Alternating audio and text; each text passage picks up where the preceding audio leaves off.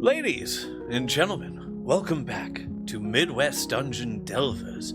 Today, we are continuing the Six Sword Saga with our new cast member, and what a phenomenal time we had in the last session, and I cannot wait to continue our story. When last we left off, some scary stuff was happening. So let's see where the party ends up in today's episode session.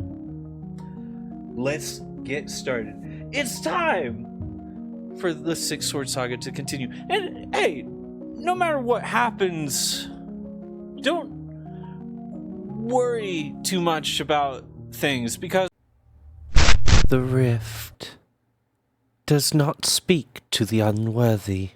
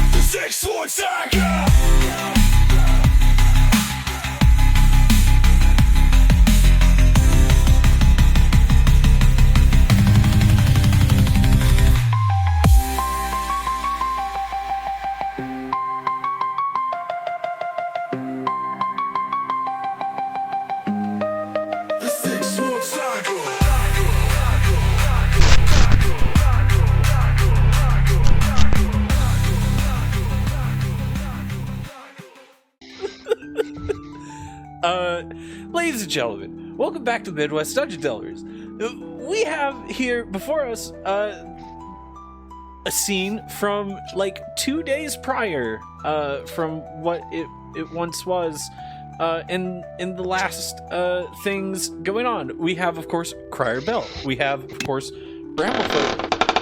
And we'll have Reagan.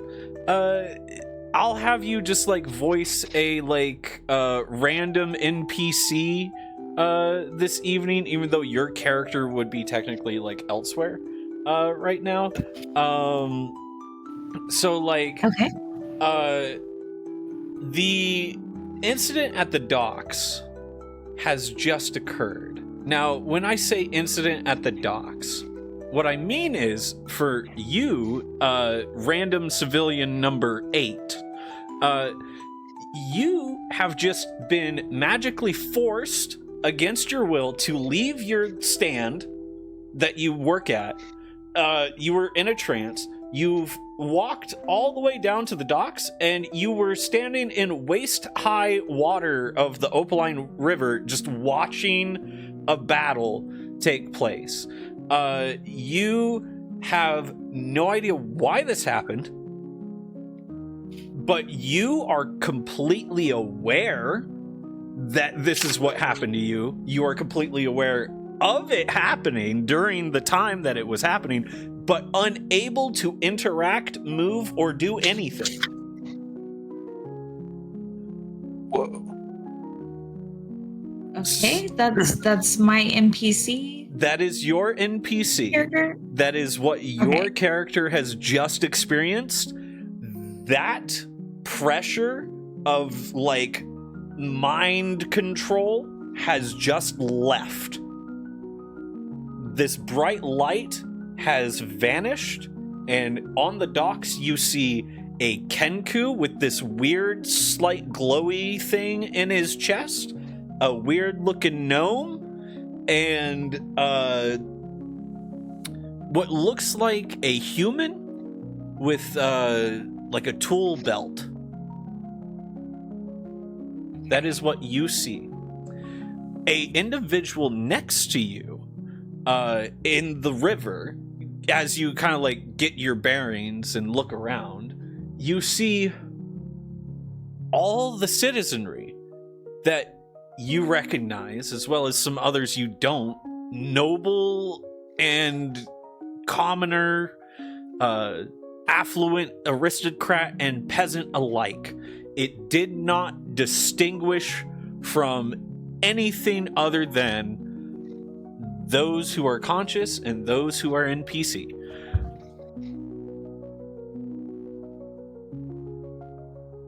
The individual next to you is a tiefling in a cloak. He looks very haggard compared to the rest of the citizenry. He has a kind of like green pseudo dragon sitting on his shoulder. He looks up at the three individuals on the dock, and he begins making his way over to them. Crier, your consciousness is fading. It is fading fast in this moment. What is something you would like to do as the crystal itself is using your waking energy to fuel this ritual that has just been spoken over your resonance crystal by Bramblefoot at this dock, containing the evil priest-looking dude that is across from you, you know as Brother Varnell. Okay. My consciousness is fading. They're containing this guy. I missed the last session. Yeah, this is 2 days prior. This is 2 days prior. This is like season 1 finale. Gotcha. Okay. Yep. Ignis has been blasted to the Noble District. Now, season 1's camera followed Ignis into the Noble District. Season 2's flashback camera is finding out what you guys did. So, refresh my memory. Was Brother Varnell a bit of a problem? Brother Varnell was a huge problem until that ritual was completed, in which all the souls that had been fused into him were banished into the rift due to the eternal edge and separation being invoked. Okay. And so that encounter ended with Brother Varnell weak and emaciated on the dock, saying, "What have you done to me? What have you done to my body?" Like, very much about to be taken prisoner by guards. But your consciousness is about... Yes, your consciousness is about to fade. What are you going to do? What am I going to do? Dude, I feel like this guy needs to die. I don't think prison's good enough. Okay. I think he's going to get out. What is my line of sight? So that little cube, I assume that little blue brick is the containment. Okay, so if you're looking at the battle map is set for the encounter that we will be getting to. The imagery on stream, the docks, is what we're working with right now. Sorry about that. Do I have a line of sight direct to Brother Varnell from where? Easily enough, yes. So if I were to say cast a fiery explosion on him, it would do so. Yeah. Okay. Cool. I think a fireball is going to erupt from Crier. All right. Direct at homeboy. All right. Bramblefoot. all the magical energies within this ritual that just happened are like subsiding and like coalescing towards Crier himself. And as his like consciousness is fading, you are watching as he is charging up a red orb at his fingertip and about to launch it out towards Brother Varnell. What is something that you would do in that situation?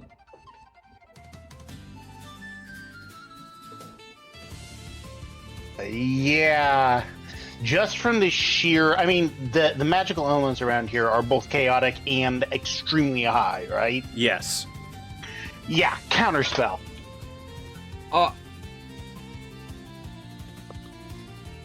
I'm sorry, I'm not letting you blow all of us up. Like, I agree. Him up. No. Just I really doubt that. Let me Jumon here, dude. You want to kill him? Fine. You have knives. You have knives. Stop being logical. Yeah, Bramblefoot, the wizard from Strixhaven. Yeah, let's make him not logical. Okay, no, in I do. In full fairness, I have been in enough fireballs for one lifetime. No, you have. Especially, like, getting Ed out of the, like, hollow flame, or the cinder hollow, or whatever. Like, yeah. Yeah. Just let me say Shazam. Okay, just let me say Shazam. Okay, so Crier Bell, you full are under the assumption that you launched the fireball. Your consciousness fades right then. You are satisfied. You fade out thinking you killed Varnell. Yeah. Bramblefoot, your counter spell fires off. It is in this moment that your counter spell interacting with the fireball while this ritual is ending, something in the system initiates. A disembodied voice from the clouds above says, Update commencing. the NPC next to you, Kitty's NPC number 8, whispers under his breath, Araveth. Casts fly on himself, grows purple arcane wings, and shoots up into the sky.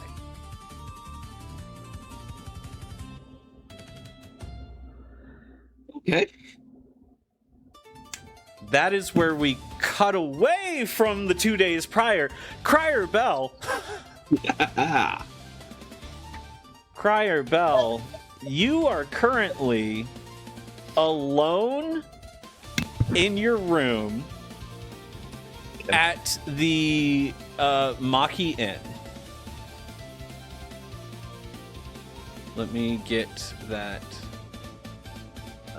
background set up for us. You have begun eating your delicious breakfast that you got during the last session, away from prying eyes, away from the noise. Let me pull that up. Yeah. Oh, here we go. Yes, the inn. You are here in the inn. In your room. What you doing? Nothing, chilling at the Maki Inn. That's right. That's right. So you finish your plate, and you're like going over the events prior to you waking up here in the room. There's a lot of noise coming from downstairs. Like a lot. Out of the corner of the room, in the fireplace, you just hear, "Hey, you gonna finish all that?" I look to see who is in my room. You see the disembodied skull head stuck in the helmet of Ed. Oh, okay. And Cryer just kind of looks down at the plate and he just kind of shakes his head and slides it towards him. The like cartoony skull eyes just kind of like look at it, look back up towards you. Still big of chunks. Can't really digest all this. Cryer. Cryer's gonna baby bird it to him. You start baby birding some of your breakfast into the ghostly skeleton maw. That's what he knows, dude. That's what he knows, man. All right. It's normal to him. Yeah, normal to the bird. Normal to the bird. All right. You finish your breakfast. You finish giving Ed the semblance of food. It just kind of like smolders underneath his like head. Yeah. It's like Slimer and Ghostbusters. Yeah. Kind of. So then Ed looks up at you and he says, "Why, I never. This is probably one of the most filling breakfasts I've ever had since my death." Cryer pats his belly in agreement.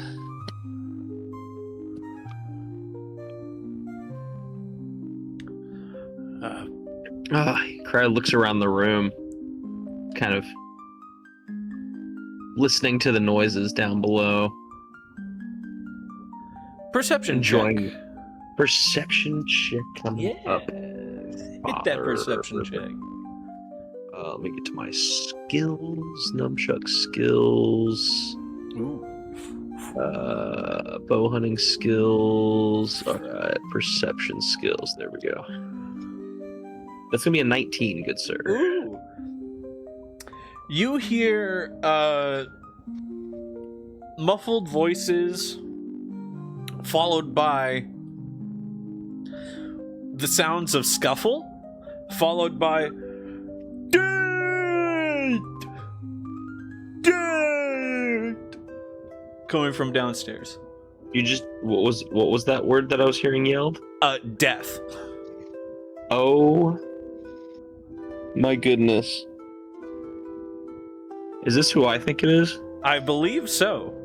Oh my goodness. That's amazing. He's still got the cape. Yep. Okay. That's fantastic. Well, let's see here. Cryer's gonna... I don't know. This little thing in my chest still intrigues me. Okay. You know what I mean? Yeah. And so he wants to kind of like feel that out, and I don't know, like kind of maybe do like an Arcana check. Or Yeah, something? make an Arcana check for me. Let's see here. How does a 17 work? 17 works fine. What questions are you seeking answered as you reach into the crystal? Oh. His curiosity would probably lead him to wanting to know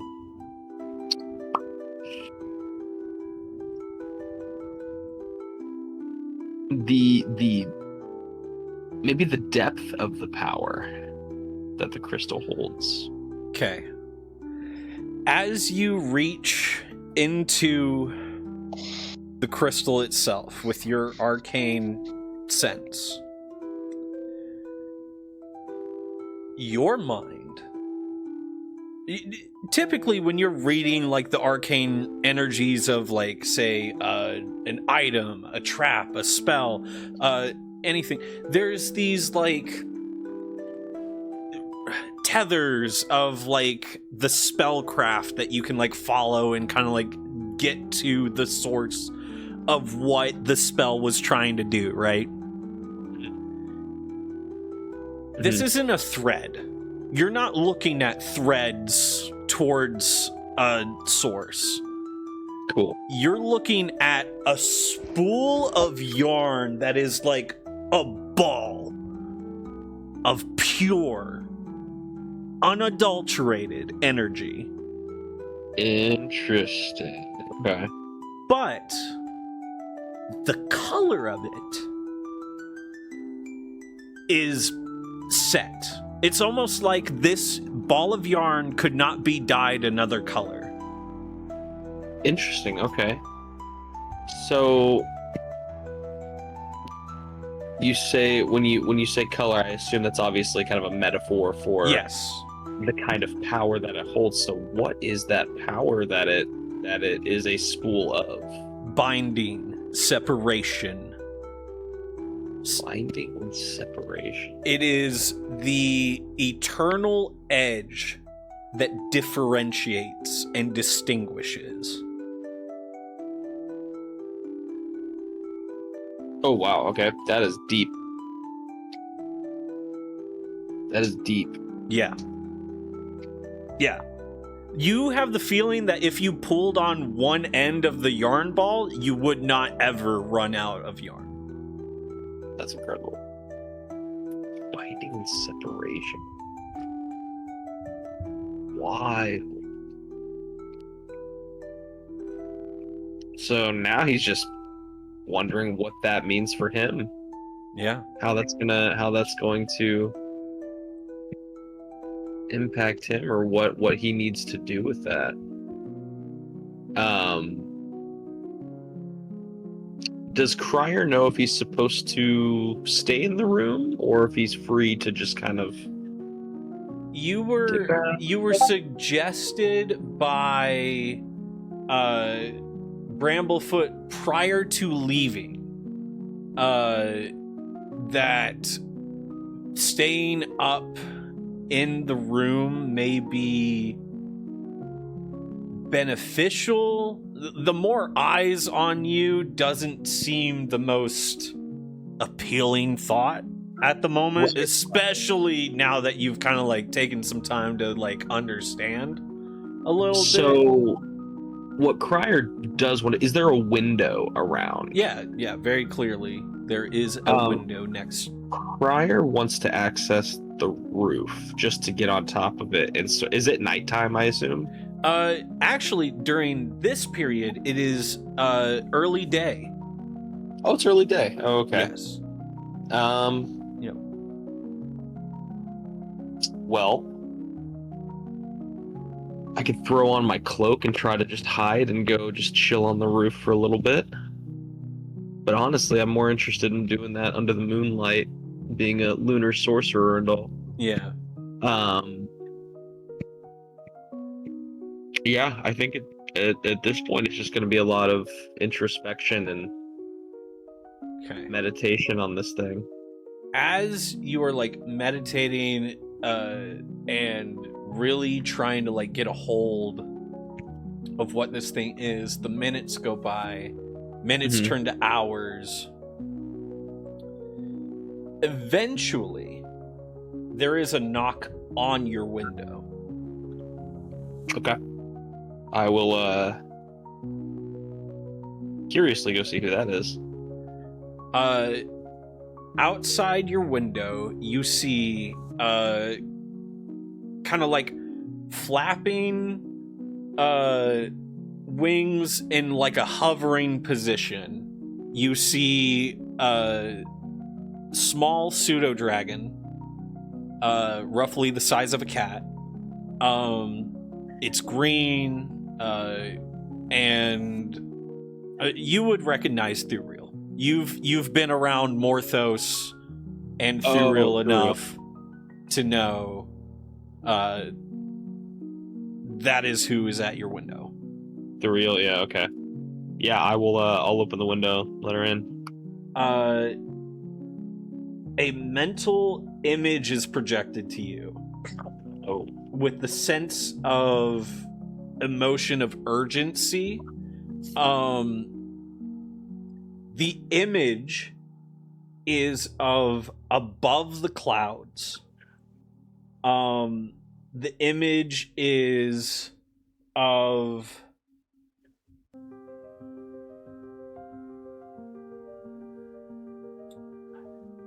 this it's hard to describe.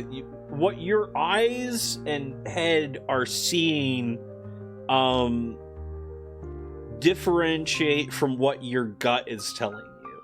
Your gut is telling you you are seeing a realm beyond what mortals should see, but your eyes are just kind of seeing like a room that has kind of like really cloud like imagery. Okay.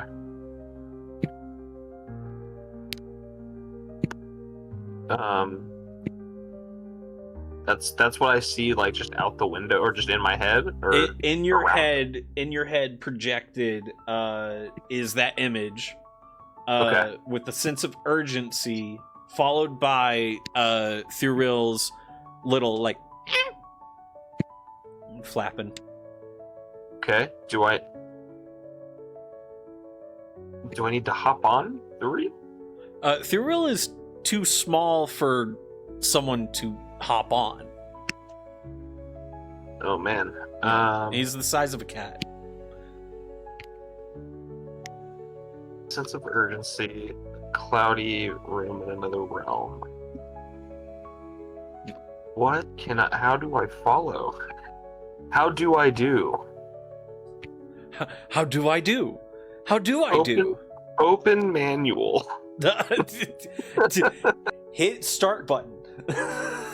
Open. Start, select, left, right, up, down. Try to hit Z, G, B, Yep. X, Y. Try to hit some cheat codes and no. I know. So you like kind of like sit there confused for a second.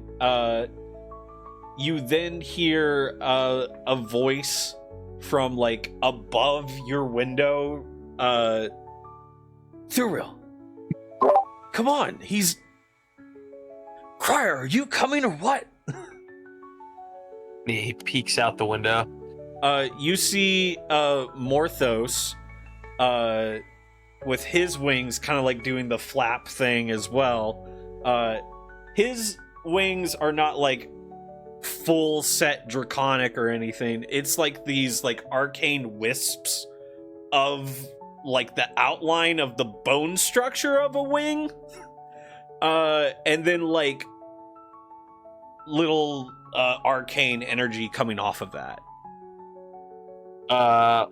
Well, Crier's gonna climb out the window and try to join homeboy up there. Do you not know the spell? He kind of looks confused. This I've got it.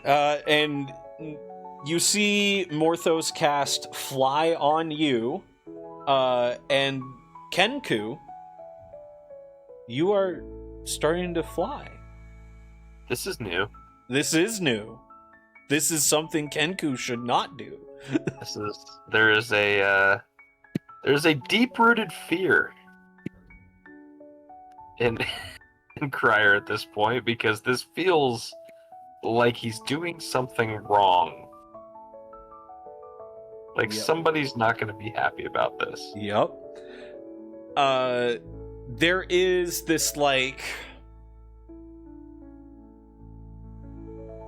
haggard look to Morthos's face. He then says, I don't know if we can make it to make as much of a difference as we need to, but we will make it there in time. I refuse to let it happen again like before. At this point, Crier just throws caution to the wind.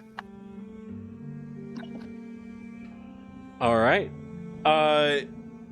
You and Morthos well, you start following him as he takes off. Yep. All right.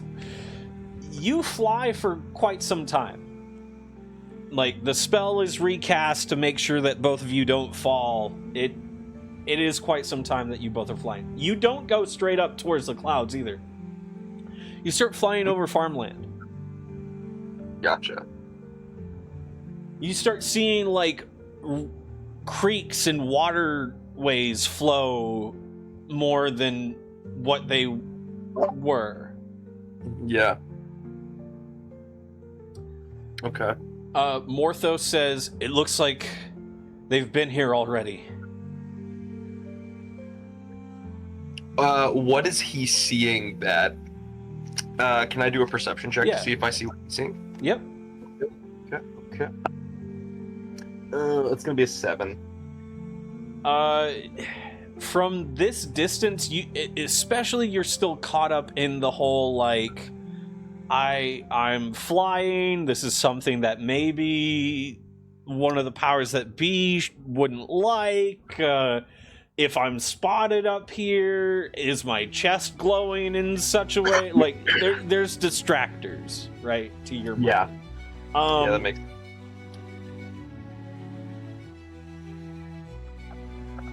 It is here, ladies and gentlemen, that we are going to cut back over to the rest of the party.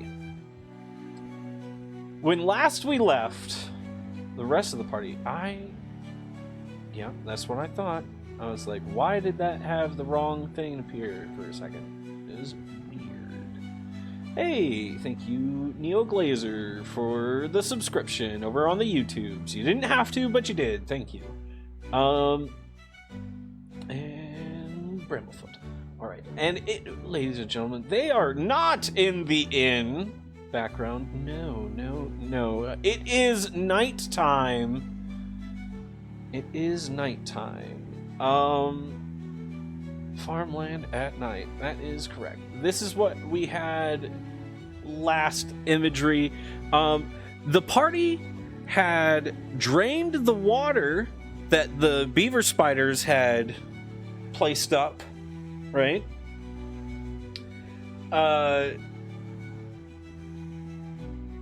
By various dams and some such. The party had held actions all around the top of this mound. Why? Because Bramblefoot sent his spider familiar into the mound to see the matriarch of the beaver spiders. Get kind of like a scout thing going on. Well, that's not what was in the burrow, was it, Bramblefoot? Or at least it was. No.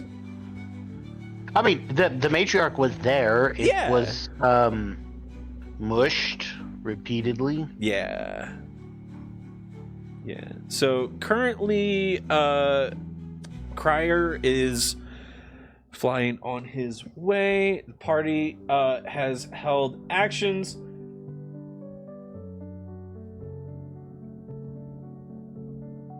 All the knights that are with you follow suit of Reagan and Akri, finding different purchases on the mound itself and like all drawing blades and are like getting ready to stab into whatever is like trying to dig out of the top of the mound.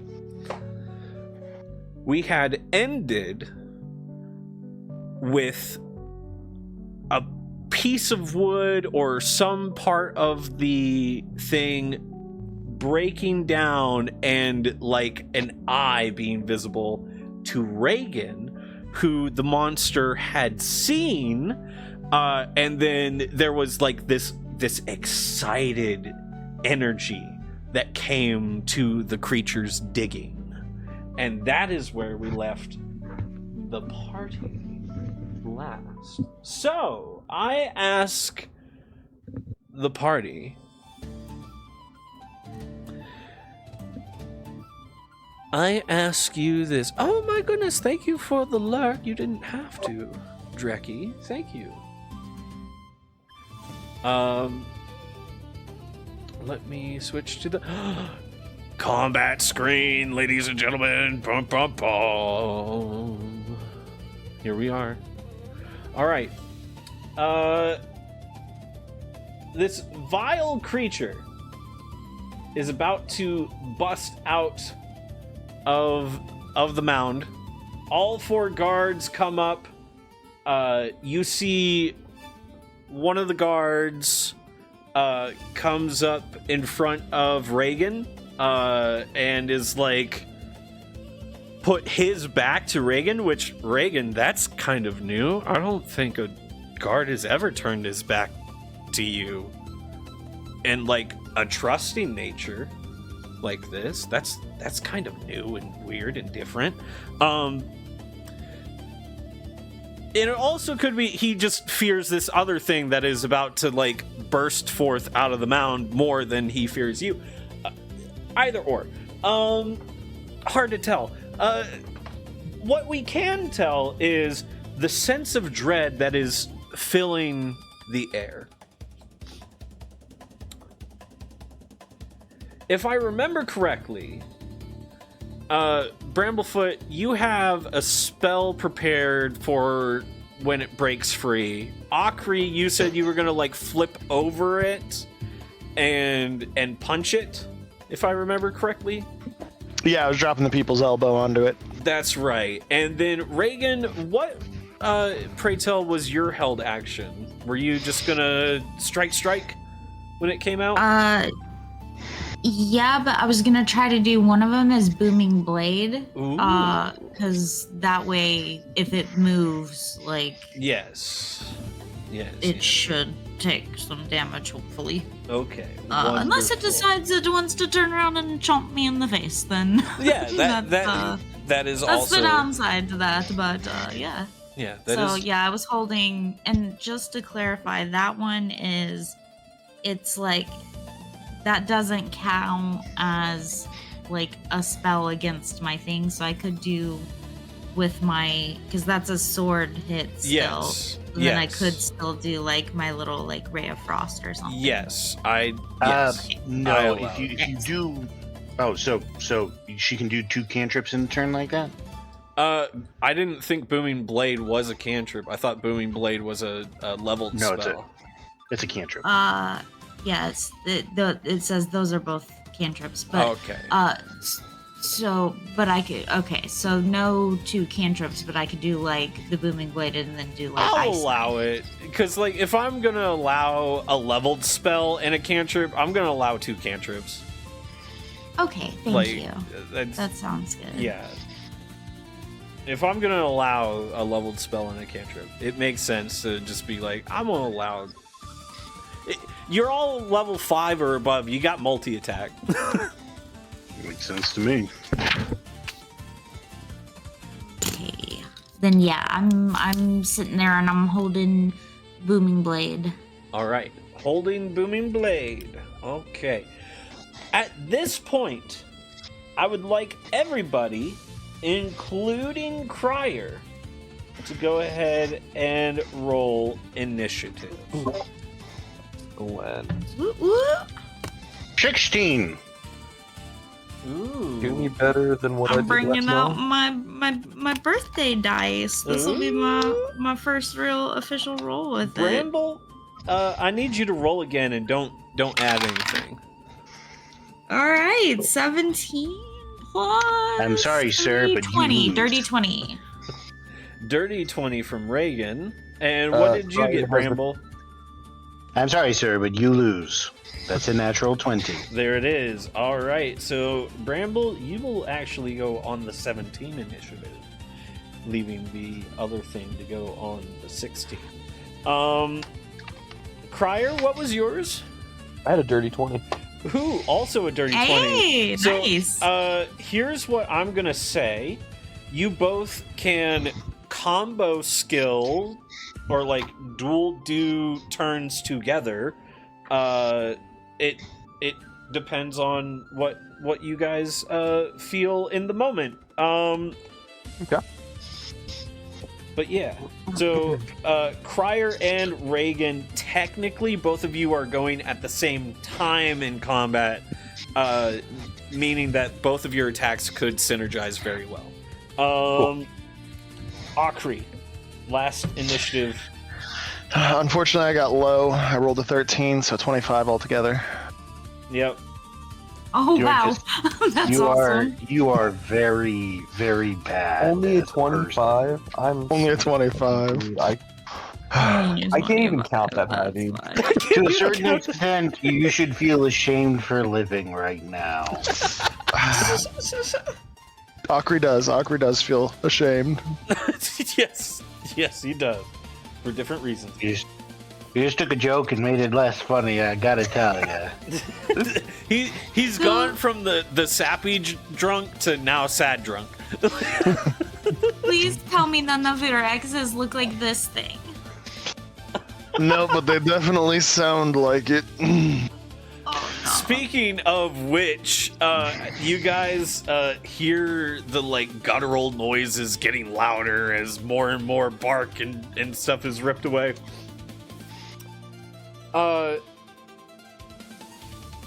Right as this thing is about to bust out, that is when Crier, you and Morthos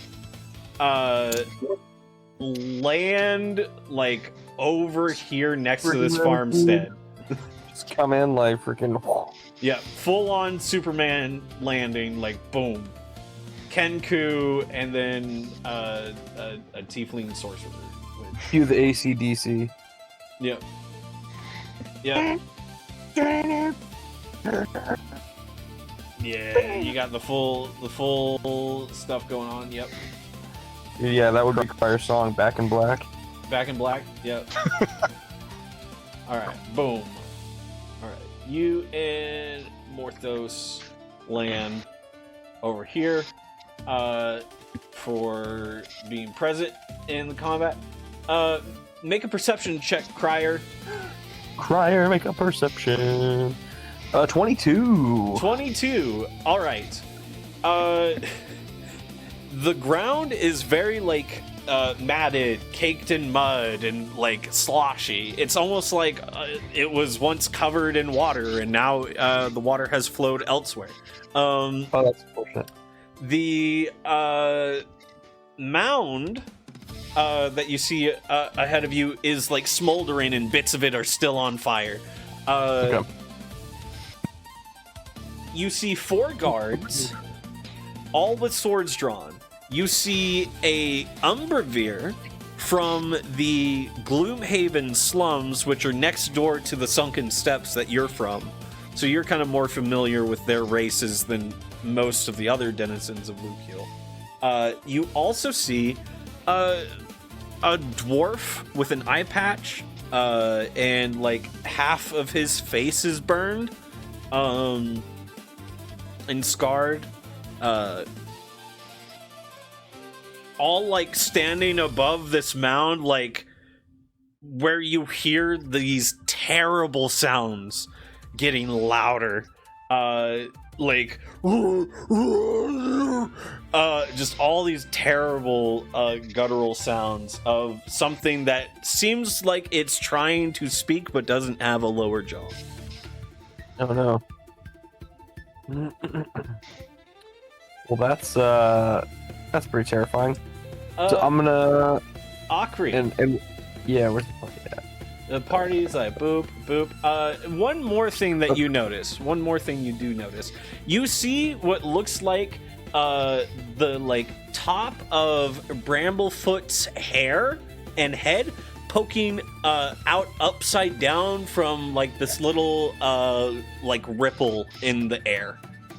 And he's got his finger pointed over to where Akri and Reagan are standing. Okay. Then I will join with the others, I guess. All right, I'll say that as you find your purchase up here on the mound. Morthos will join you, and it is at this moment that the hole is big enough and the thing bursts forth.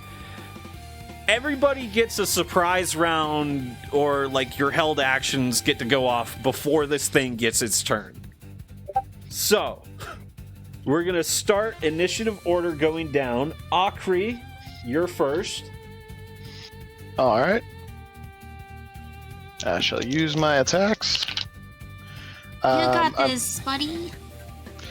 got a 18 and 19 on the die, which is going to be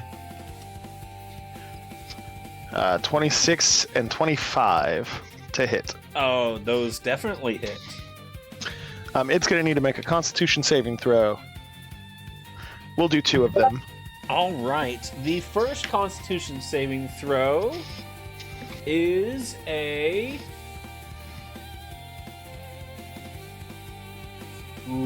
10.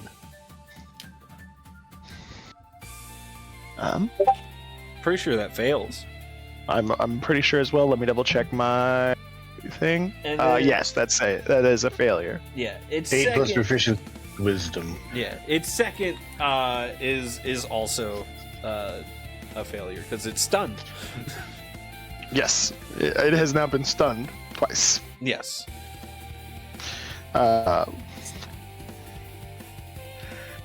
So you give the people's elbow to this skull thing as it tries to get out of the mound. People's Oh elbow. yeah, brother. I just launch my body into it, and the moment my elbow connects, I also reach over and slap it with my extra attack. Smack! I You smell love what the that, rock's the cooking? people's elbow. For 18 points of damage altogether. 18 points. Love that. Get back in your hole. You're playing whack-a-mole with the Duskmaw. Oh my gosh. That's hilarious.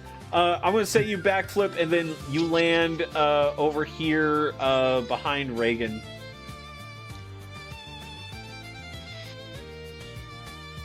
Huzzah. And her cat. Oh, dude, I love Dalsum. Right? Yeah. He does look like Dulcine from Round 2. Fight! Stretchy arm! I didn't know yoga taught you how to, like, become Luffy. Dude, stretching, man, does wonders for the muscles. It does wonders, I guess. That's right. Okay, so... Akri, that ends your surprise round. Yep. Reagan and Crier, both of you are up in this moment. Okay. Do you have any preference about who goes first, or do you want to do like higher dex goes first? Or... My first action is actually only going to be mage armor. All right. Okay.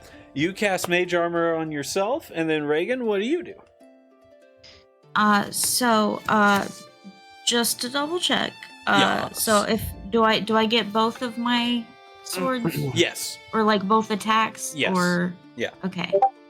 And that, because this is a surprise round, does that mean I have to use my sword, or can I do like just treat it like it's a normal thing? Treat it like it's normal. Okay. Then I would like to do Booming Blade on the first strike. All right.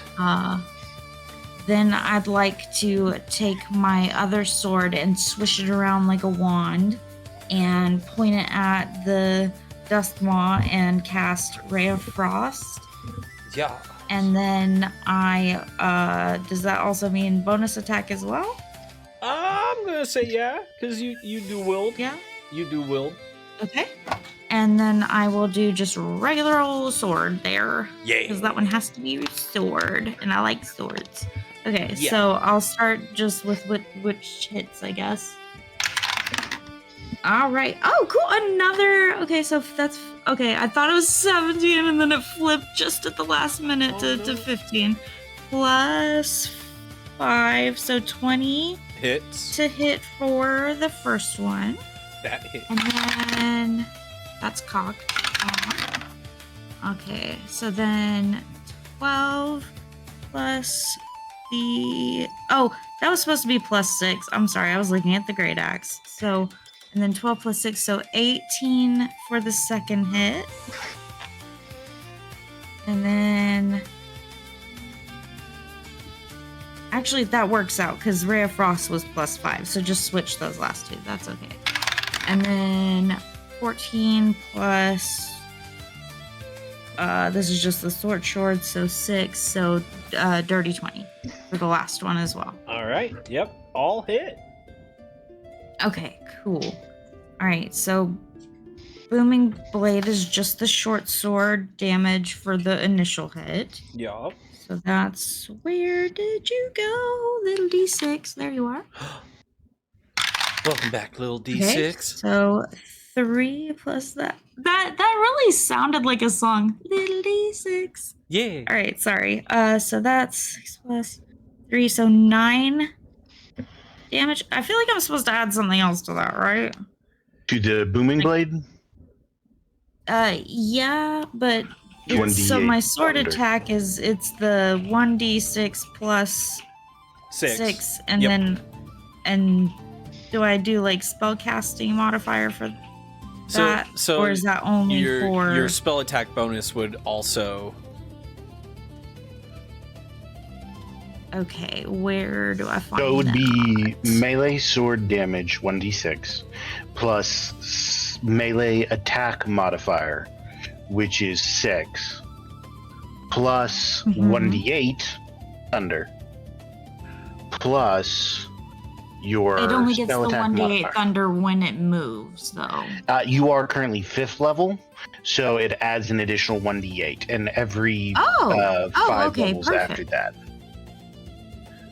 And I then love your that. spell attack modifier will be your proficiency bonus plus your spell attack modifier. So in your case, charisma plus 3.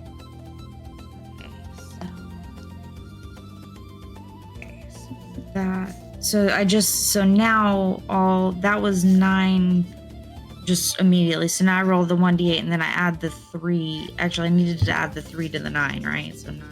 So it's going to be 1d6 plus 6 plus 1d8 plus 3 plus your charisma modifier. I assume your charisma modifier is currently 5? No, just plus 3. Your charisma is plus 3. Yeah. Yes. So it's going to be 1d6 plus 1d8 plus 12. Okay. Yeah, because both the modifiers are 6. Okay. Yep. And I rolled a 3 on the 1d6. So Okay. Right. So then you just here's the 1d8. 7 on a 1d8. Okay, so 20. 20. Well, no, because it's 15 plus 7. I thought it was just 12 plus 7. It was 12 plus 7. It was 3 plus 3 plus 6. Yeah. No, wait, it's 3 plus 3 plus 3 plus 6. So that's. You're right, it is 15. I missed a 3 there. Yeah. Yeah. So it's. Wait, where am I it's getting the other 3 from? So it's Oh, 6 for your melee okay. attack, 6 for your Yes. spell attack, So and that 3 makes from 12. the d6. So that's 15 plus the 7. Is 22. 22 is the amount of damage you do to this creature. Okay, I trust you. I think I've been doing my damage wrong last time. Sorry, because I've only been adding the what you said to add and then the plus 3. So I thought it was just like. So when you cast Booming 3. Blade, it's best to think of it as 2 attacks. You have the spell attack for Gotcha. Booming Blade, and you've got the melee attack for the sword. That's why I was adding Also- the spell to the D8. Also, roll an extra d4. Gotcha. Okay. 2. All right. So you do all these strikes, and then as you kind of like finish your like combo, your shadow comes out and like punches the creature in its face. Oh, right. Yeah. Because it's nighttime. And that's necrotic. Yeah. Yeah. Okay, and so No that was land. just the first attack damage. Yep. So now I roll Ray of Frost. Okay, so that says 2d8. I just had my D8. Where did you go? There you are, you beautiful thing. Alright, 6 for the 1d8, so then plus the 5. So that's 11. Nice. And then plus 3, right? So 14 Ray of Frost. Okay. And then I think it's like it does a save or something in that. Hold on, let me look at my Ray card. of Frost I'll look is this out. its speed is halved. On a hit, it takes 2d8. Oh, 2d8. Reduces its speed. I didn't by add the 10. other 8. That was my bad. Hold on. Okay, 7. So an additional 7. All and I right. add the plus 3 to that one also. Yes. Guys, So that's just 10. we've done 3 of the surprise round, and it's below half of its health. And oh, and on a hit. Okay, so yeah, on a hit, 2d8, and then its speed is reduced by 10 feet until the start of my next turn. Ooh, wonderful. Yeah, so now I've booming bladed it, and if it has to move, it can't move as far, and it'll take damage. Very nice. So yeah, Very nice. and the bonus attack. That's right. That's just a straight up sword. Yes. And that one is you d6 plus 6, and then that one I don't add the spell casting to, right? Correct. Or I do. You do not add the spell Okay, casting. so this one's just 1d6 plus 6. Yep. Okay. Ow, a 1, but plus 6, so 7. Yeah. So, yep. My goodness gracious gravy. Yep. All right. There we go. Okay. That ends Reagan and Cryer's go of things. The guard known as Fitzgerald stabs at the creature. Get Jerry. Yeah, Fitzgerald hits with a 3 points. Thank you, Fitzgerald. He is more of a healer than anything. Woohoo, go guard. Bramble, you are up in your little portal thing. Yeah, I will Trying to remind win you, the I race. saw this creature coming. Yes. I was holding a second level magic missile. All right, yeah. So that's going to be. I love that. We're about to watch this thing die more than likely, y'all.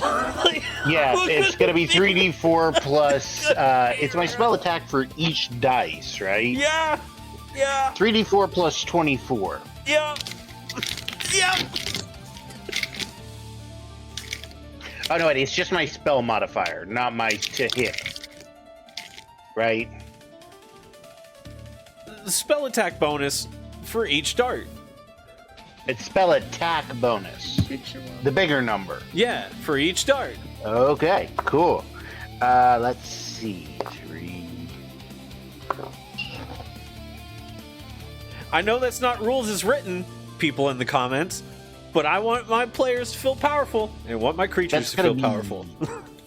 31 points of force damage. Yeah.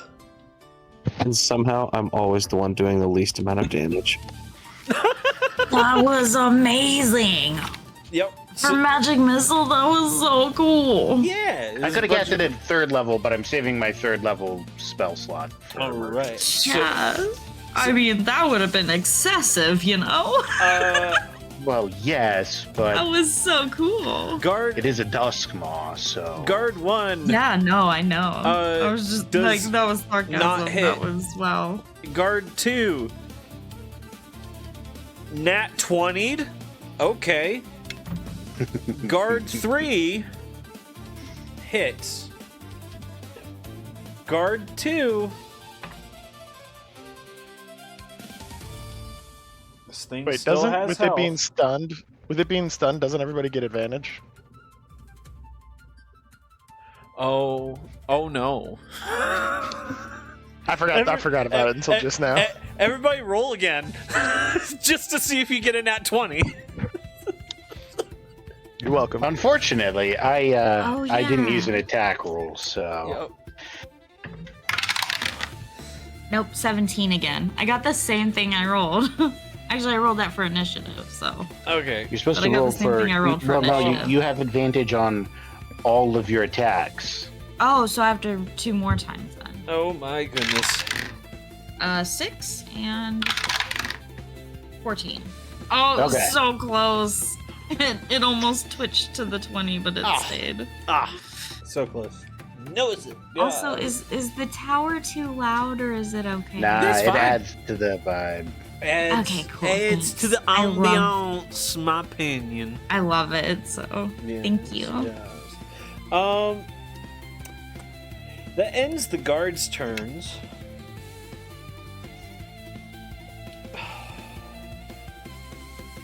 Morthos is holding his action. He is tired from magically flying himself in Crier here. Teresa looks very celebratory upon her horse. Over here. Ha ha ha. Phantom Steed. She looks very pleased with herself. Ha ha. And safe. That is her turn.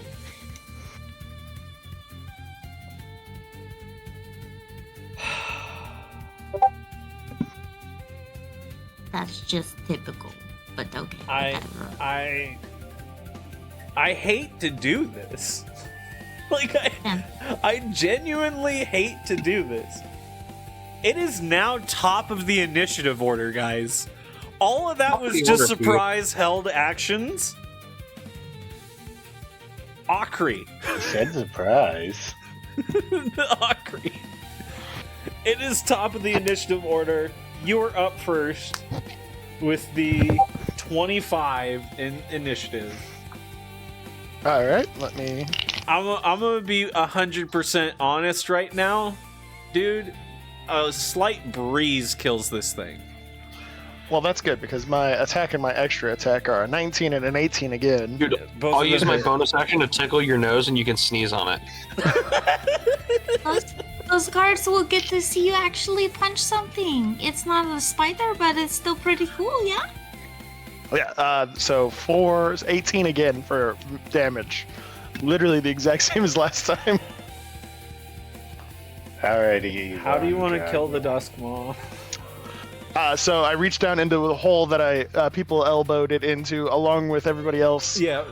Absolutely wrecking it. Pick it up, and then look over at the guards as it's kind of like dangling. As you are like holding it up, it mutters.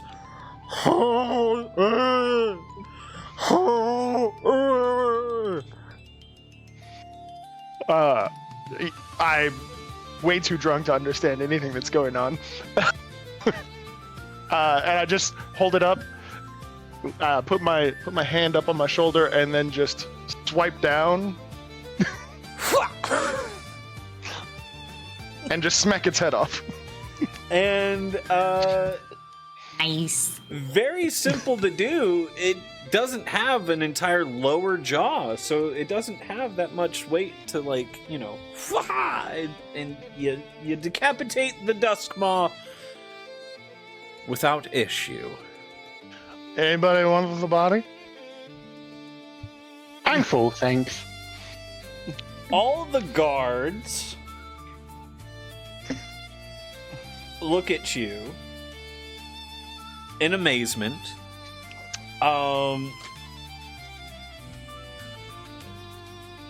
they all start celebrating. They all start like high-fiving each other. They all like start chest bumps. Like every guard is celebrating because they just encountered a Duskmaw and lived to tell about it. Reagan, the guard that is like right next to you, like completely forgets himself and like goes to high five you. I very excitedly high five him back. And He's like, yeah, that was crazy. That was amazing. Yeah. What did you do there? It looked like your like shadow reached out and smacked him. That was maybe a trick of the light, but I hit it with my sword a lot. It was very cool. That was wow. Wow, Yeah, you all were that like, was so awesome. and then that guy, and he points up to like where he thinks Bramblefoot is, because most of Bramblefoot's body is like not there.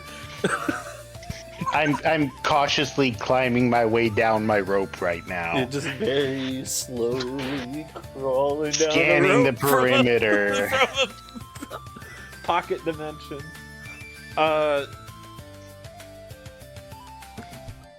Make a perception check there, Bramblefoot, as you are coming down the rope.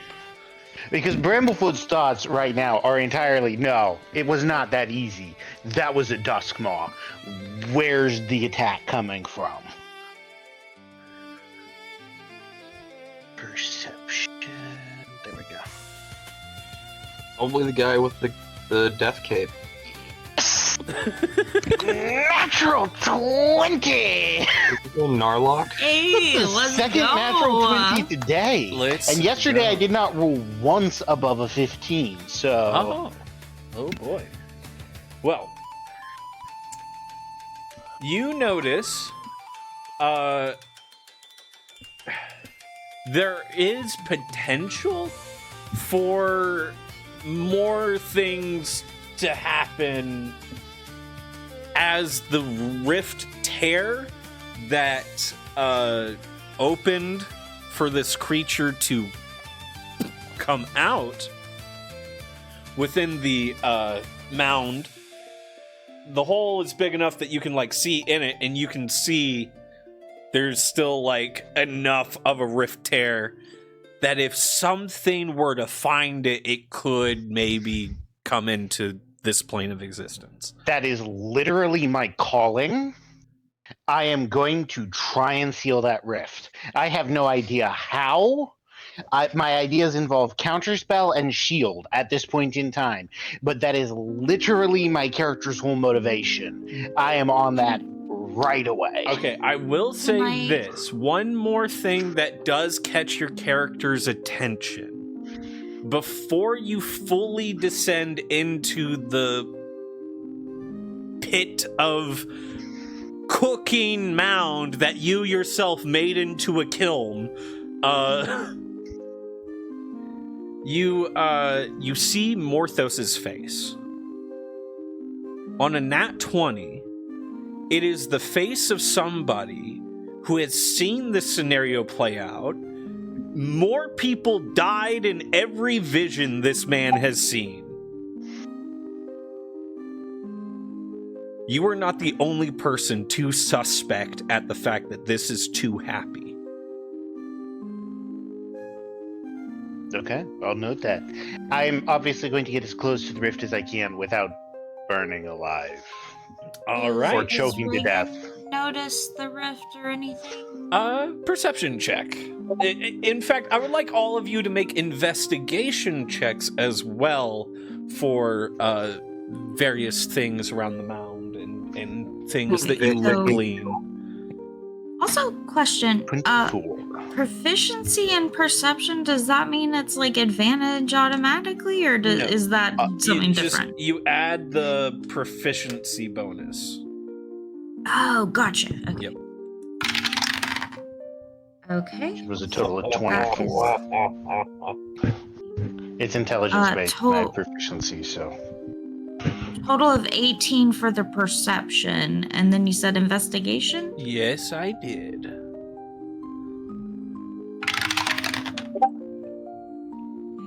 is 16 for investigation. All right. Reagan, you would notice the rift.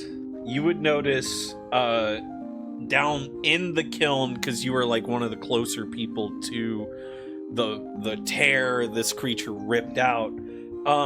You see the majority of this creature's body like fell back into the hole. The like skull plated head of it is like out and about. Akri's kind of like showing it to the guards and stuff. Ripping teeth off to give to, I'm ripping a tooth off to give to each of the guards. Each of the guards gets a tooth of a Duskmaw. I want a tooth too. Is that is there enough? Everybody gets a tooth. Oh yeah, there's more than enough teeth on the Duskmaw, guys. Like everybody here can get a tooth. Easy. Thank you. My friend is going to love that. Thank you so much. Let me put it this way. You can get as many shark tooth necklaces out of a Duskmaw as you can get out of 3 sharks. So... He's not Oh wrong. wow, that's And he only has a 1 lot. jaw. He's not wrong. 4 guards, 4 Duskmaw.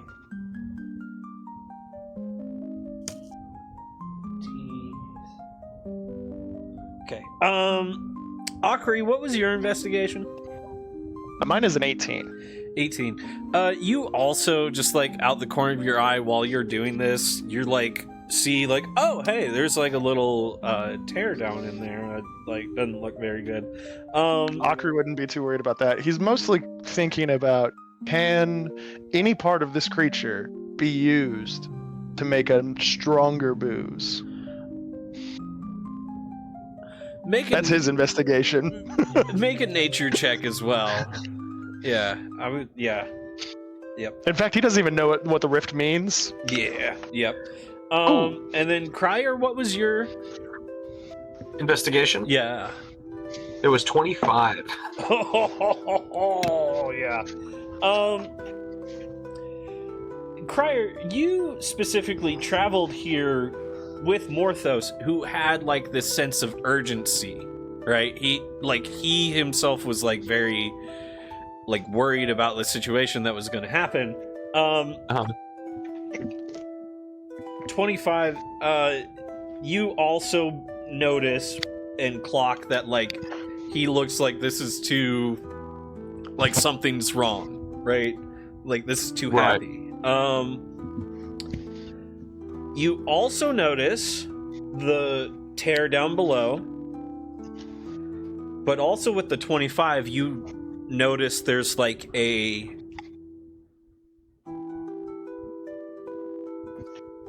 humming starting in your chest.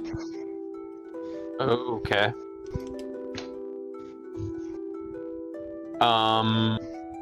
When I concentrate on that hum, does anything happen? It's just this like reverberation of proximity. Proximity. Okay. Oh, you said it's a pretty big tear. Like down in the like hole that is in the top of this mound, you see this like carved out what would be a beaver den, but for like a monstrous sized creature. You see bits of like spider muscle and sinew down below, as well as like you see this kind of like puddle that isn't fully slurped up. A lot of it's evaporated in just like a puddle there, right? Like a caked puddle at the bottom. And you see the remains of a creature known colloquially as a spider beaver. Okay. 25 investigation. It is very clear the creature that you guys just killed probably killed that creature in its den. And it probably came from this tear that is down in there. What you all see is this kind of like glowing blue light that is almost diamond shaped. It would roughly be the size of like a palm-sized ruby would be the size of this tear. It's big enough that something could rip it and come through, but it's not big enough that stuff's just gonna come pouring out, right? Okay. So Bramble, Reagan, and Crier are all starting to focal in on this rift. Now, the gem in my chest, I learned that it had something to do with the power of binding and separation. Yes. Maybe now is the time for me to try to bind this tear closed. All right. What would you like to do? Bramblefoot comes down there, and what are you doing, Bramblefoot? I'm using Arcana to try and figure out the rift and see if I can abjure it closed, basically. Could I give myself disadvantage on my investigation check in exchange for dedicating my focus to my pursuit of the rift? Yes. And I'm just trying to peek in and glean as much information as I can before he closes it or affects it or whatever. All right. Reagan, as you get close to this thing, the heat of the mound is oppressive, but it's not damaging you guys. The flames on the outside have died down to just smolders. There's nothing actually burning anymore, right? Okay. And a lot of the heat is escaping out of the hole in the top. But it's still oppressive. Breathing is uncomfortable, but you're not taking damage. As you look into this hole, in reality, this tear, Reagan, there is something in you that is allured by it. There is this sense of familiarity, this sense of belonging that comes from this hole that you haven't felt ever.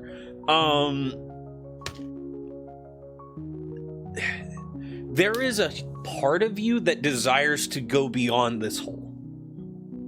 Mm-hmm.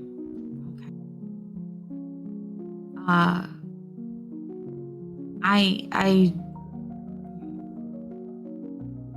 I'm gonna turn to Bramblefoot and I'm gonna say, please don't close it yet. I really want to look inside some more. I feel something that I think is important to me.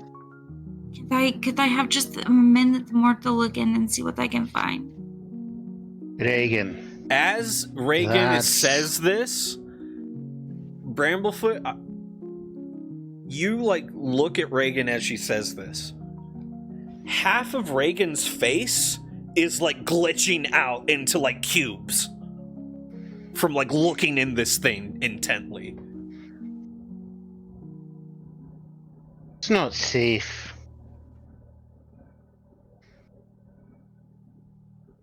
It needs to be closed quickly before it kills us.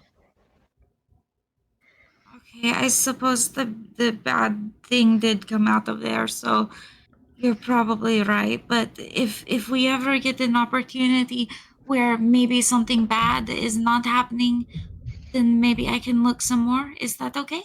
If I ever find a safe Riftland rift, I assure you I'll let you have a chance to look inside it. Okay, then I trust you. Thank you.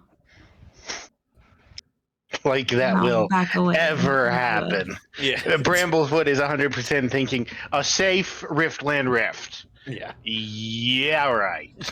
Yeah. With your Arcana, Bramblefoot, you are fully aware that there is no amount of magic you could just like pour into this thing that would seal it. There is something wrong with this space that your magic can't fix.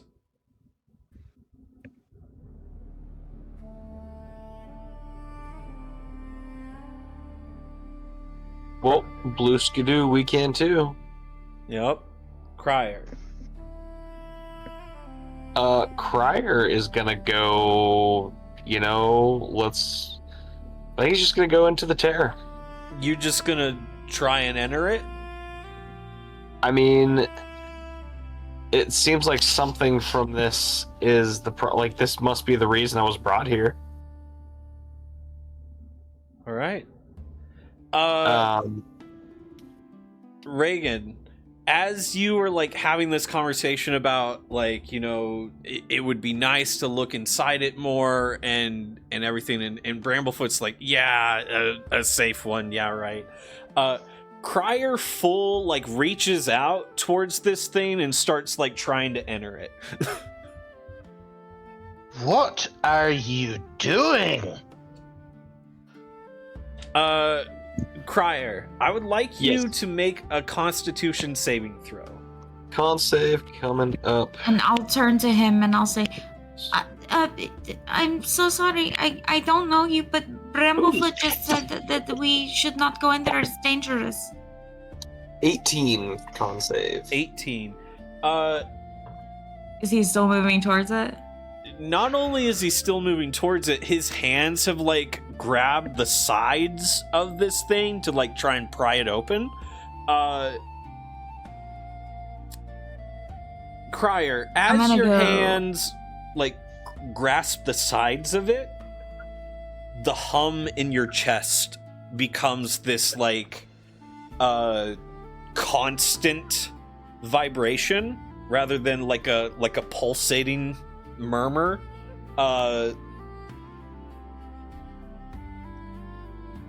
It is in this like pulsation and like constant hum that you get the sense entering is probably not the best idea. Closure is probably better. Entering, you get this like sense of entering could lead to corruption. Gotcha. I'm going to, seeing that he is still going like up to the rift and like has his hands on and stuff, I'm gonna go up to him and I'm going to be like, this is dangerous. We probably shouldn't do this, but I'm gonna try to help him open it. Okay. Okay. So you also are like trying to pry a little bit as well. Yeah. I would like you to make a Constitution saving throw as well, Reagan, as you reach out and touch this rift. Where is this going? Please don't roll low. Where did you go? This is a saving throw? Yeah, please don't roll low. Okay, I've got a good bonus to it, so come on, baby. All right, that was lowish, but with that makes it an 18.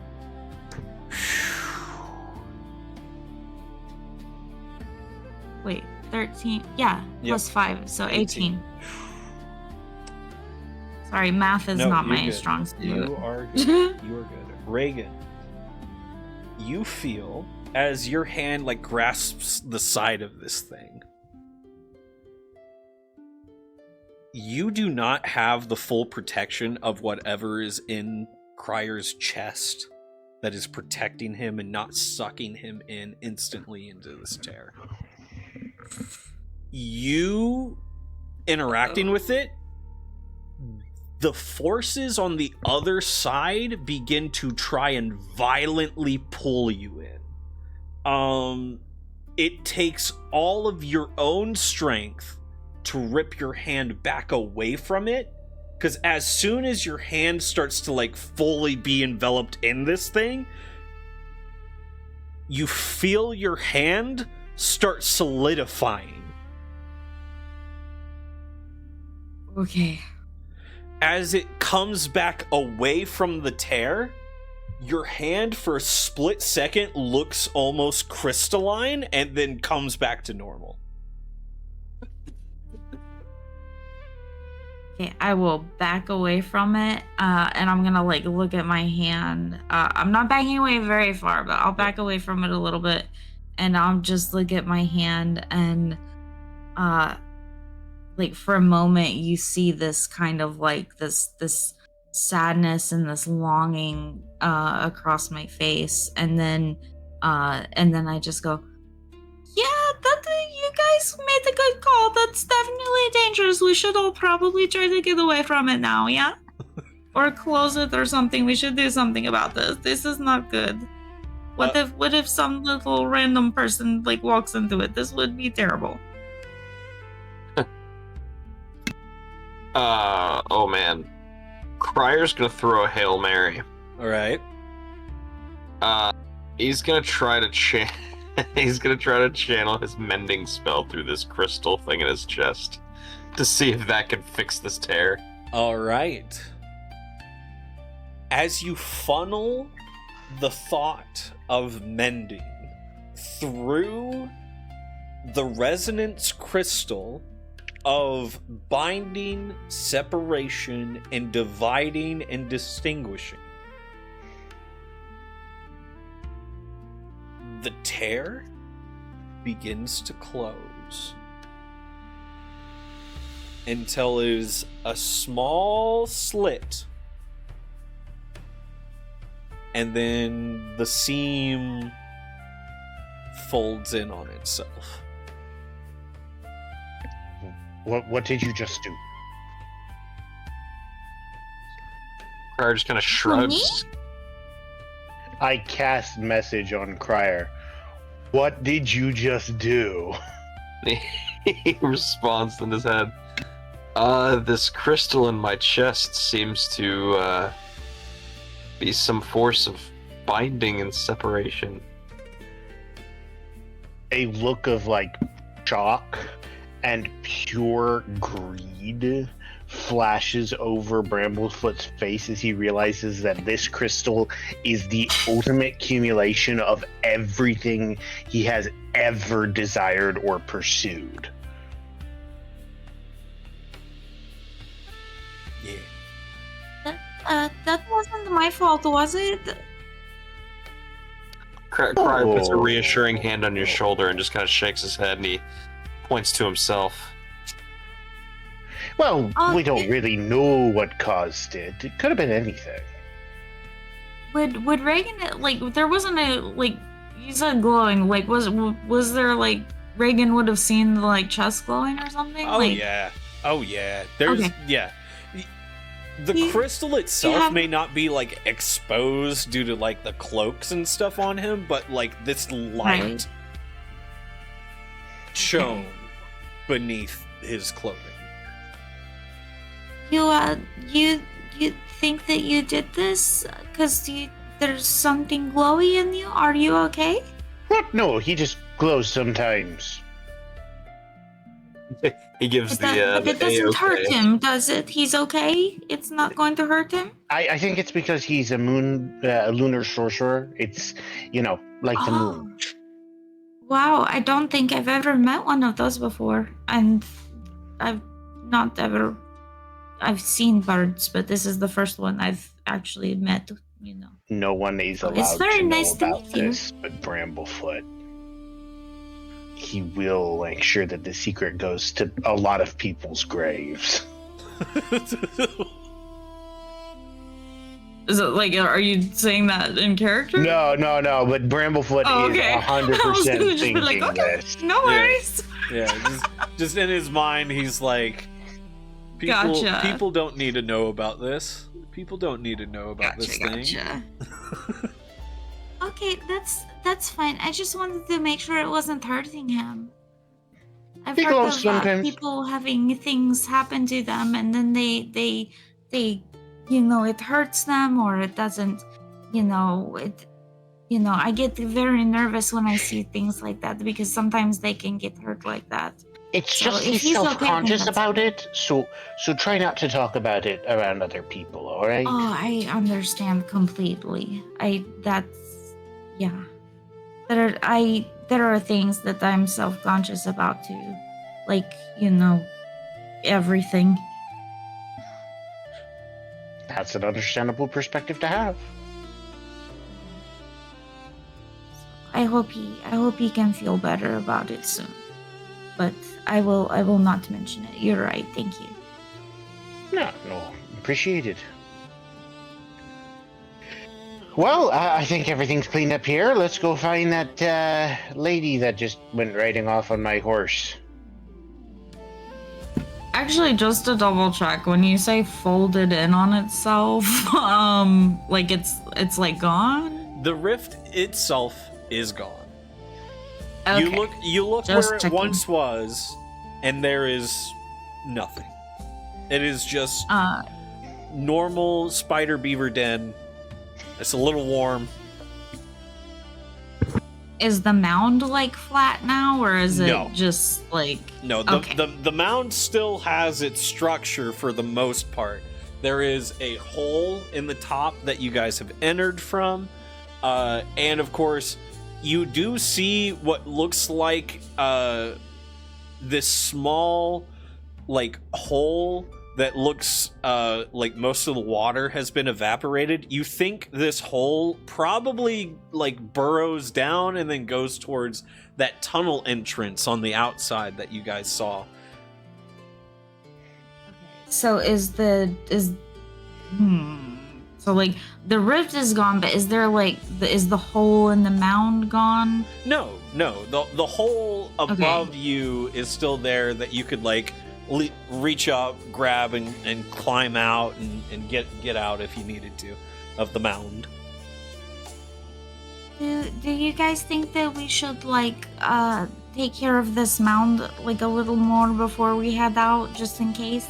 I don't want any of that little farm girl, I cannot remember her name right now, but I don't want her to fall in and get hurt or anything. Is there anything that we can do about that? Probably best just to leave it as evidence. We'll just tell him on our way back to stay away from it until an That's a very investigation good can be point. completed. That's true. They definitely might not believe us. I don't know if I would believe us if I wasn't there. So that's a good point. Thank you. I've been investigated before.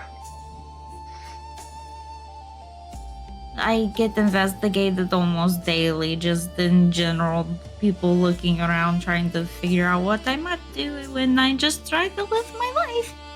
But, what can you do? And then I'd like to, like, walk over to Crier and just kind of introduce myself. And I'll just be like, "Hi, I'm Reagan. I'm really glad that you showed up when you did. So, but how did you do that?"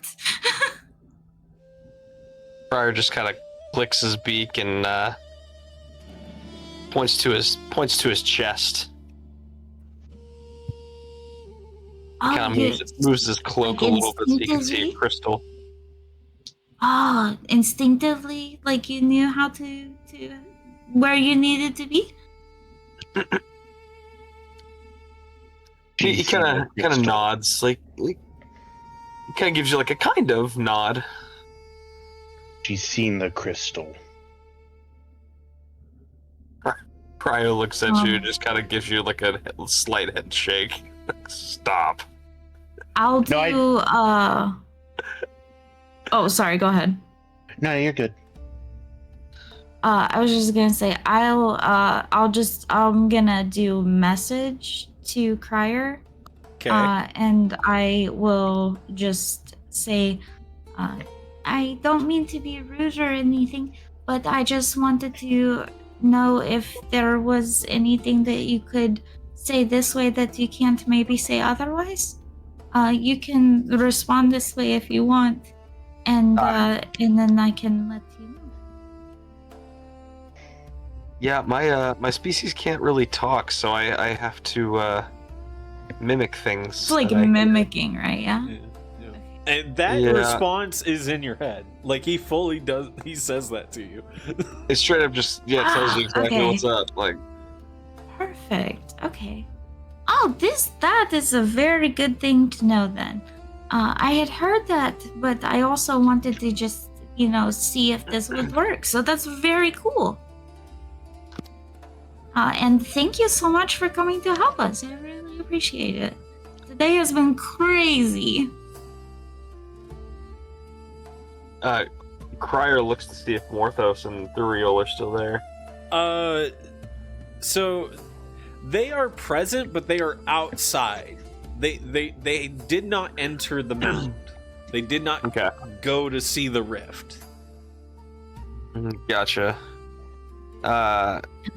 Crier is going to immediately climb back out the mound. Okay.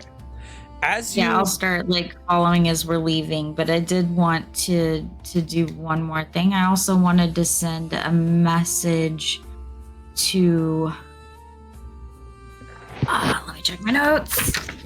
Sorry, I think You're it was Bramble.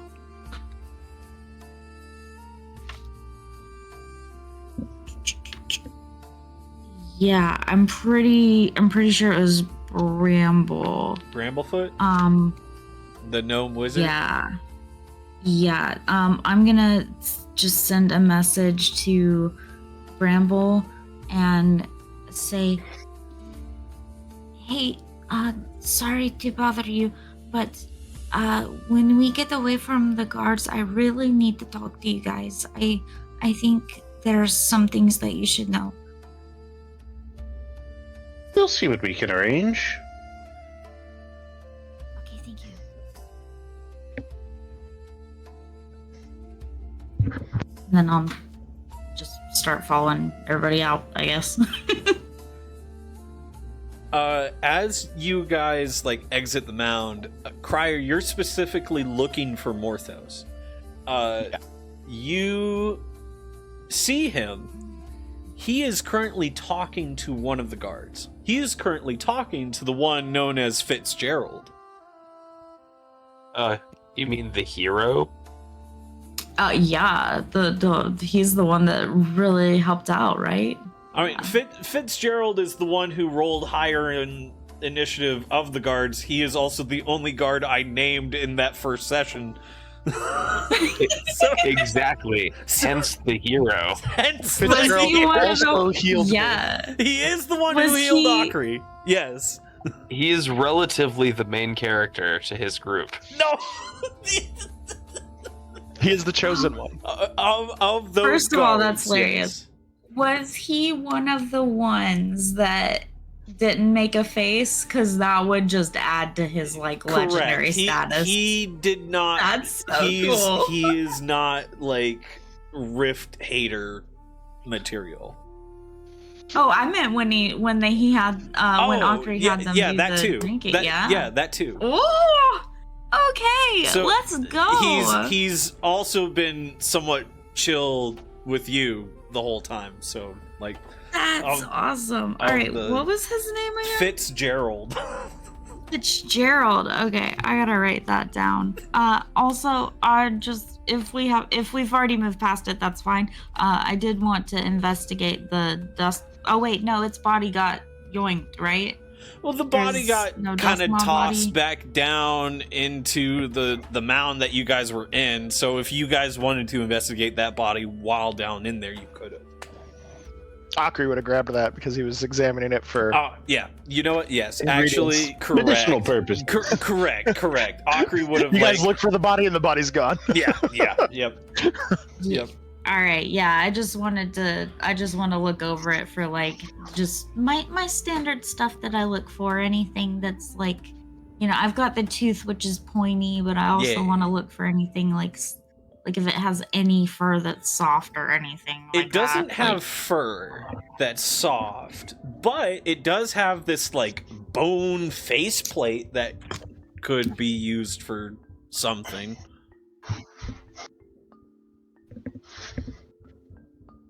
okay, I'll. That sounds really gross, but I'll do it.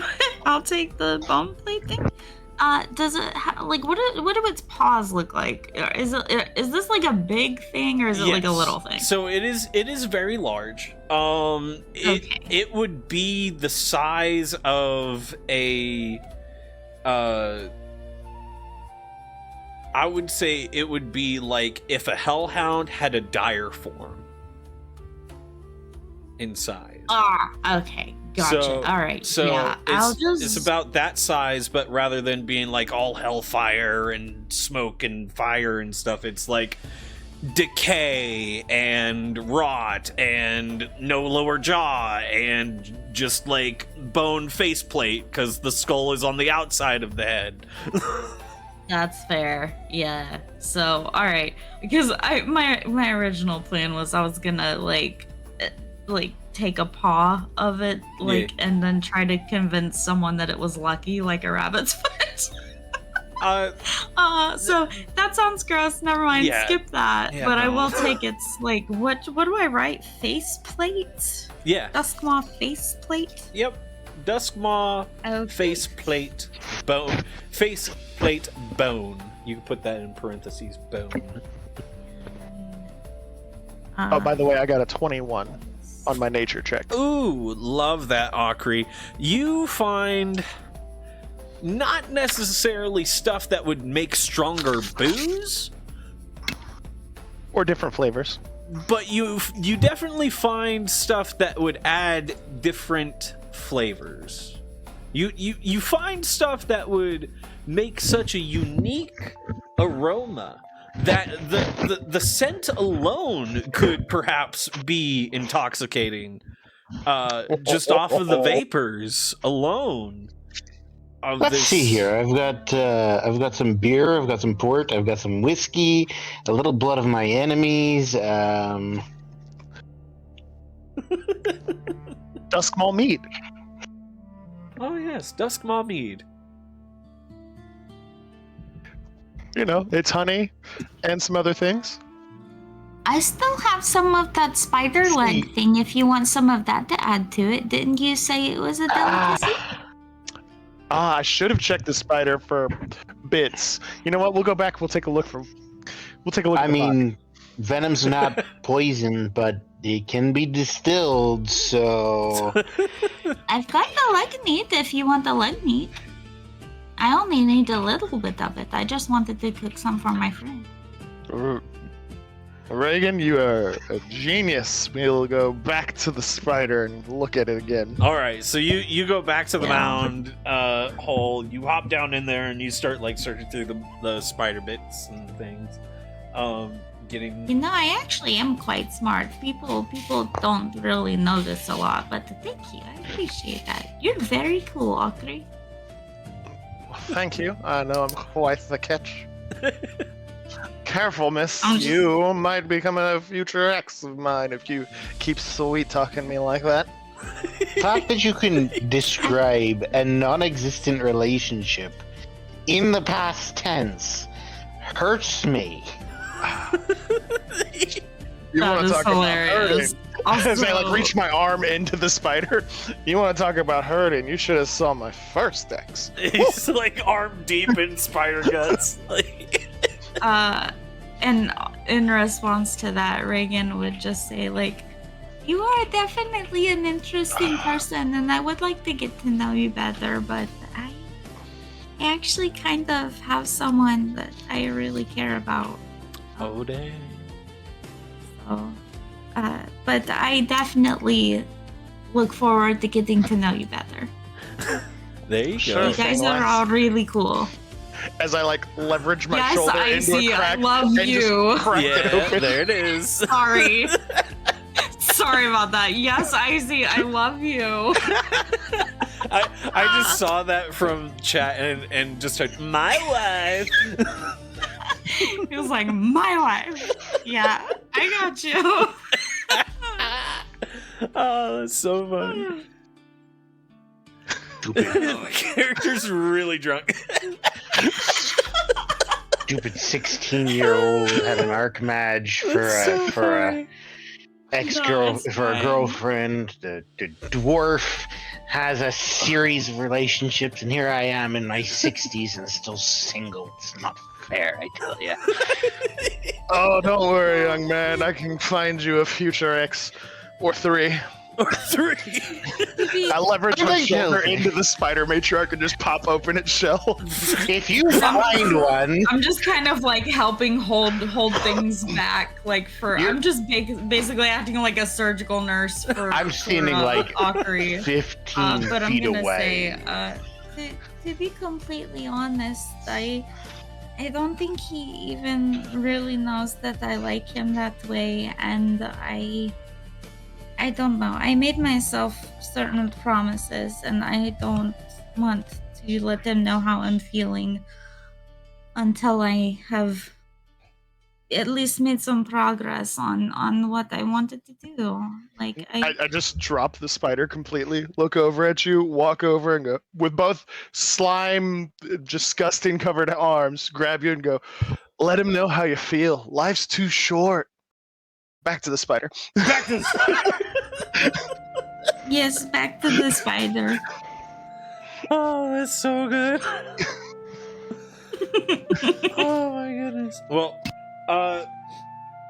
Crier. Yeah. Morthos is talking with Fitzgerald, aka the hero. Yeah. You walk over there. Something catches your ear. There is the mention of House Caldris. Caldris. You know them as the religious authority, the house that Ignis was a part of. Right. Okay. Yet you look over, and on the Phantom Steed, just kind of like hovering on the outskirts of this section and interaction, whatever, you see a clerical worker of House Theven, the mercantile house, the money changers.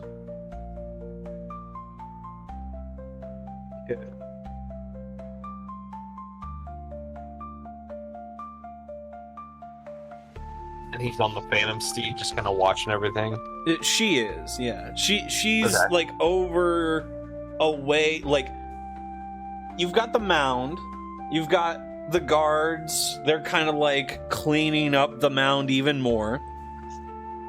And you got Morthos and Fitzgerald who are kind of like over to the side of the mound, and then you've got like away from the mound you have this Phantom Steed with a woman upon it. Okay. That's interesting. Yes. So what clues me in that it's a person from that house? You see on the back of her ledger, the like emblem of House Okay. Theven. And most of her iconography denotes her as such, like a Okay, cool. clerical worker of a highborn house. Morthos and Fitzgerald's conversation seems to be hush-hush. You manage to catch mention of House Caldris. I'm so sorry. It cut out a little bit. House what? Caldris. So Caldris. Kaldris. This is the noble house that you have frequented where Justicar was. Gotcha. Okay. Yeah. So it's house cow, just like a place, not a person. It is a faction. It is a noble faction, the House Caldress. Okay. Their home is the Sanctum of Dawn, the kind of citadel that you've been to. Sorry, I'm trying to write fast. You are fine. CALDRIS? Caldress, CALDRIS? Is KALD. Or sorry, I literally wrote a K and said C. That was It is so dumb. okay. KALDR. It's on here as a K. DRIS, right? Yes, House Caldress. Okay, and then what was the sanctum thing? Sanctum of Dawn.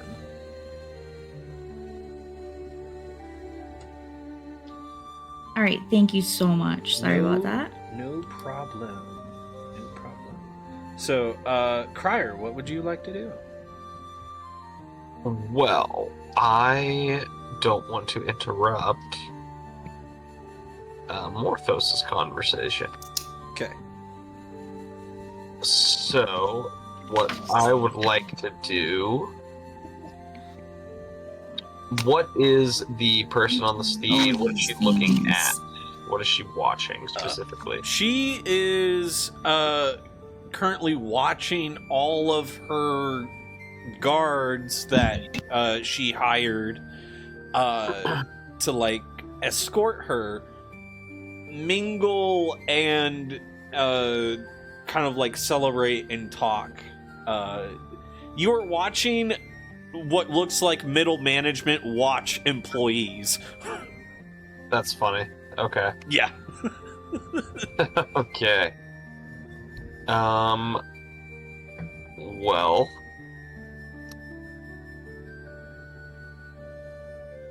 Man. You know what? I'm gonna just kind of walk up and kind of stand, I don't know, within like a few feet of Morthos, just to kind of be like next in line to talk to him, you know what I mean? Yeah.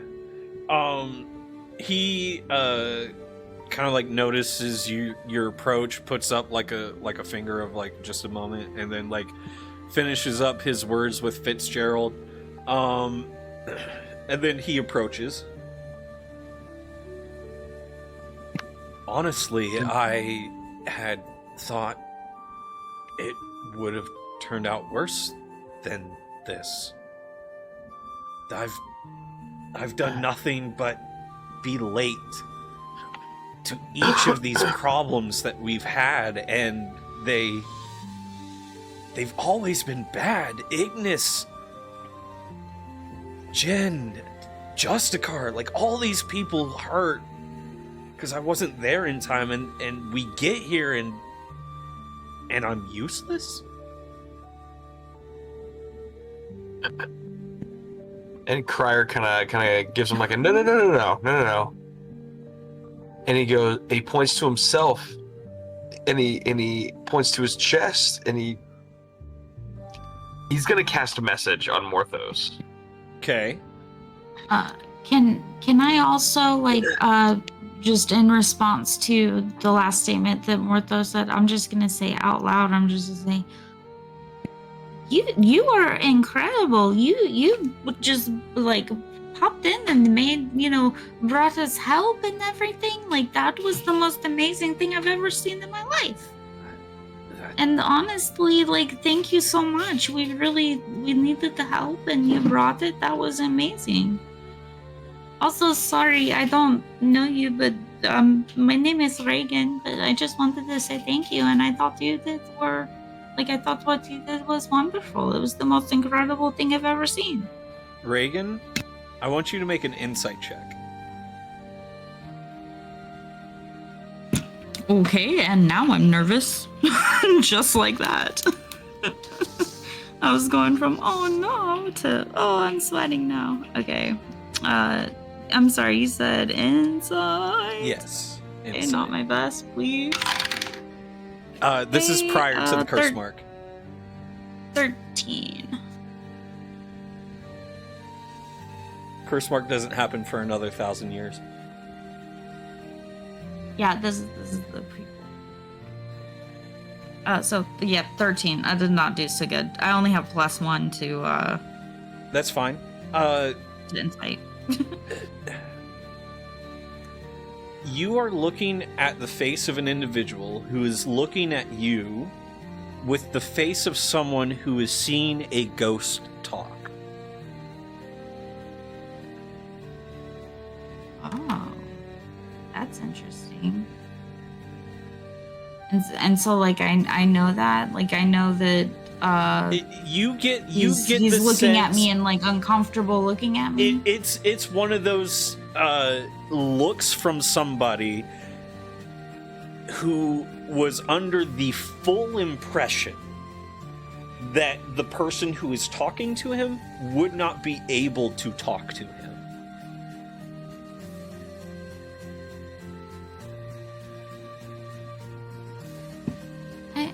I'm sorry if I like spoke out of turn or something. Sorry. It's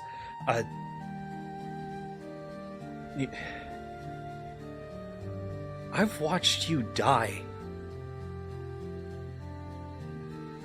And Me? yes, and to see you not is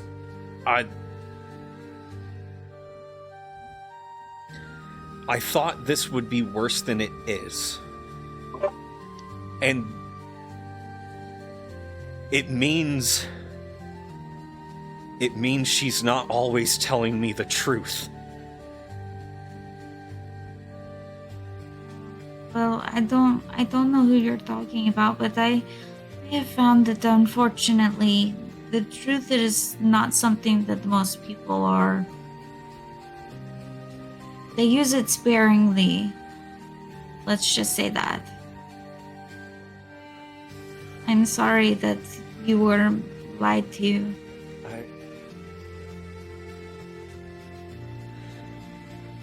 I'm sorry. Forgive my ill manners.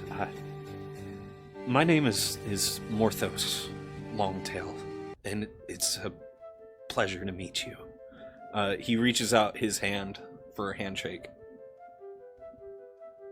I'll shake his hand and I'll say, it's a pleasure to meet you too. Thank you so much for coming to help us. You are, I'm sorry that you have had a bad day, but you really made all the difference for us. It was very good to see someone come in and help. It's I only have had a few people in my life that have been willing to help me, so it really means a lot to me. Thank you. it's what I was made for.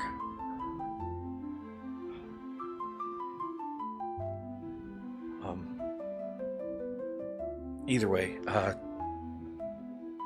I don't think I can cast Fly on all of us. And he gestures to the guards, including all of you. So travel back might take a little bit longer than what it took to get here, Crier, but Crier is going to cast Phantom Steed. okay. So you also conjure a skeletal horse. Yeah. Thank you, Moon. And he just kind of gives a no big deal kind of look.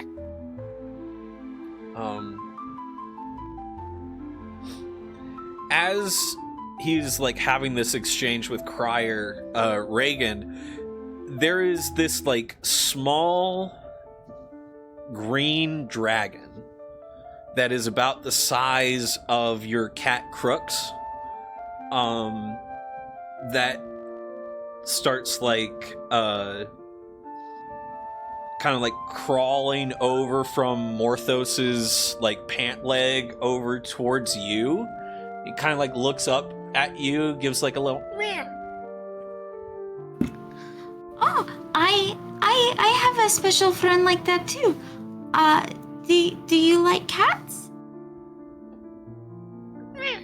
And you get this mental image of Thuriel, the like pseudo dragon in front of you, you get this mental image of like him and your cat Crooks like running around and scampering and playing together.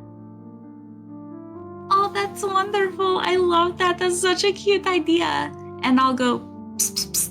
And that's how I summon Crooks from her little pocket dimension thing. Yeah. So I'll just go psst, psst, psst. And hey, Crooks, I have a friend for you to play with. Excitedly you see the like pseudo dragon kind of like hop up and down, just like yay.